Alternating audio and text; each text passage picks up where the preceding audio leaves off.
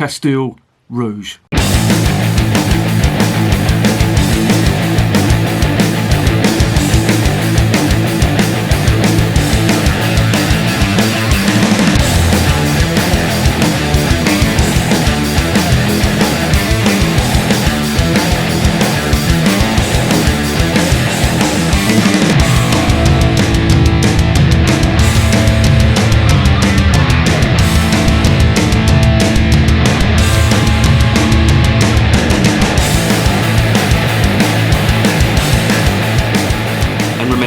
Life is too short to be drinking shitty beer. Welcome to another edition of Bands, Bikes and Booze Reviews. The sun is well and truly over the yard arm, which means it's time for a beer. And tonight I have got some Kasteel Rouge. These are a really good brewery, Kasteel. That's not the name of the brewery. This is actually brewed by the Honsebrouck Brewery based in West Flanders in Belgium. And I've had a few of theirs. I've had some of their blonde ale, which was really good, surprisingly good, much better than Leffe. Pissed all over it. They also do the Bacchus brand, which do cherry lambic or creek, and they also do a raspberry lambic, which is known as a framboise. You can get them in the supermarkets, and they are really good, surprisingly good, and cheap as well. $2.50 a bottle for a really good cherry lambic. But tonight I've got some of their Rouge beer. I'll go on to that in a minute, what all this is about. So let's just see what is in the bottle.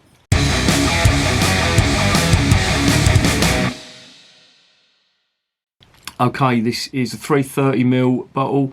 It's 8% alcohol, so it's quite hefty. It's a Rouge. Now, I've had Rouges before. Notably, I had a Leffe Rouge. I didn't like it because it tasted artificial, and it had what to me tasted like artificial flavours in it, and it had what was supposed to be, like cherry, a sort of a cherry flavour, and it didn't taste cherry at all. It tasted more like raspberry, but a horrible sickly sweet raspberry. I've been looking at the ingredients on this, and there's a couple of alarm bells that are sort of, springing to mind straight away. Top fermented beer with sugar and sweetener. Now that to me, alarm bells. Ingredients: water, barley, malt, cherry flavour, wheat, sugar. But it does contain cherries, hops, spices, sweetener. The sweetener is stevia. Now stevia is actually a natural sweetener. If you know anyone who's doing the keto diet, I'm not. But if you know anyone who's doing the keto diet, that's a really good substitute. And what I did notice about stevia, I'm going off on a bit of a tangent, but it's really light. If you get a packet of it, you know how heavy refined sugar is. Stevia, the packet feels like there's nothing in there, but it is. So apparently it's a natural sweetener, so it's better than an aspartame. So let's give it a bit of a squeeze and see what's going. Let's see what's in the bowl.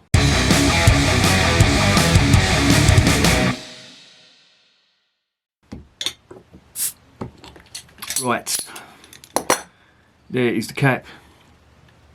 It is a Kasteel cap. Let me get that into focus. There you go. There you go, Lois. One with the collection. On the nose, out the bottle. Fair bit of spice in that. I was expecting big cherry sort of aromas, but there's the cherry there. There's a lot of spice on there. It does say that it contains spice, but I'm getting fruity spice, sort of a bit of clove and white pepper, a little touch of white pepper, but there's cherry coming through there as well. It smells quite nice. It's not a lambic, even though it says it's top fermented. This is just a flavoured sort of ale, if you like.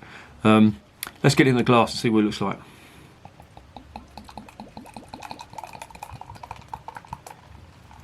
Now there's a lot of carbonation in this, and there it is. Pink head on it. My mate Julian likes pink head. I don't know why. He's a strange one, that boy. In the glass, if you hold it up to the light, you can see all the bubbles sticking to the side of the glass because I've got a shit dishwasher. But It looks very, very dark, like a very dark red. Don't know if you can see that. It probably looks almost black. Oh no, you can see it there. See, also you can see the bubbles sticking to the bottom of the glass. Beautiful, beautiful. On the nose, out of the glass. More cherry now, but it doesn't taste as sweet as I thought it was, with all that sweetener and the cherry flavour and the sugar that's been added. I don't know, it doesn't say whether it's bottle fermented, so I don't know whether they've added that sugar just to give it a bit of heft in the old alcohol ABV.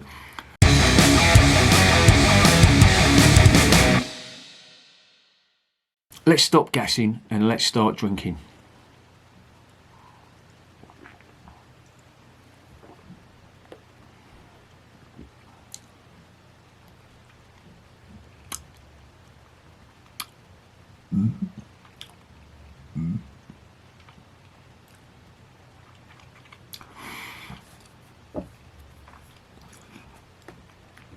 It's not too bad.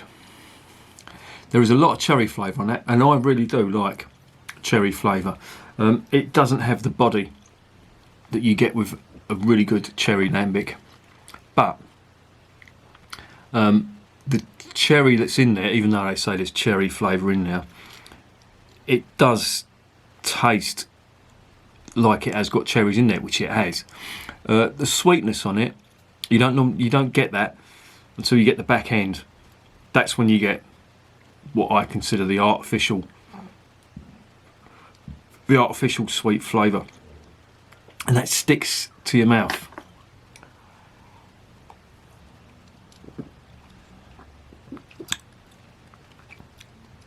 But it's not bad. I will give it that. It's reasonably drinkable. I could drink one or two of these with a meal maybe, but if I was going out on a session, I mean, it's 8% as well, so I wouldn't be drinking many of these. And I think after a while, you know, you would be like, this is getting a bit sickly. And yeah, especially at 8%, you wouldn't want to be drinking too many of these, because you'd be falling all over the place. But it's not bad. I mean, I will say I had real misgivings about it when I saw all the ingredients, but these seem to know what they're doing, this Van Honsebrouck lot, because I'm going to compare it to the Leffe, because the Leffe do a rouge ale as well, or red ale, and that was really not good at all. I ended up drinking about 3 or 4 mouthfuls and just giving it away. It was disgusting. In fact, I've reviewed it on here. Have a look at the reviews for the Rouge Leffe. Didn't really like it. This isn't as bad. This doesn't taste as artificial. I mean, you know, when it's in the mouth and all that, it doesn't feel too bad, but it's the aftertaste that gives it away. That's when you get all the sweet artificial cherry flavours. But in the mouth, I mean, it tastes quite nice.